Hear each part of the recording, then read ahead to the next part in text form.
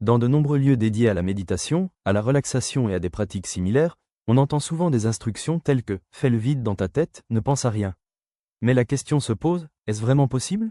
Cette idée de « ne rien penser » semble en contradiction avec la nature même de notre esprit, toujours en activité.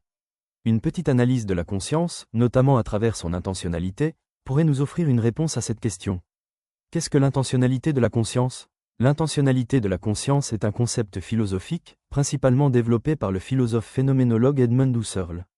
Il désigne la capacité de la conscience d'être toujours intentionnelle, c'est-à-dire qu'elle est toujours dirigée vers quelque chose.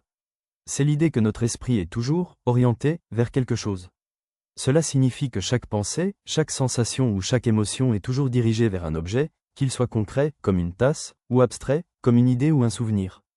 Par exemple, lorsque M. Coué pense à un film qu'il a vu, sa pensée est dirigée vers ce film. Ou encore lorsque M. Coué se sent triste, sa tristesse est dirigée vers quelque chose, comme une situation ou un événement.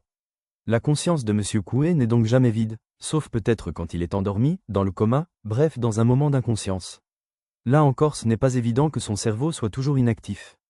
En gros, la conscience n'est jamais vide ou sans but, elle est toujours concentrée sur quelque chose. Selon ce concept philosophique, la conscience est toujours orientée vers quelque chose, que ce soit un objet, une idée ou une sensation.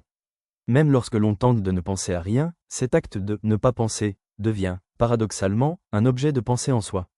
Ainsi, le vide mental que l'on recherche n'est peut-être qu'une illusion temporaire, une réduction de l'intensité des pensées, mais non leur disparition totale.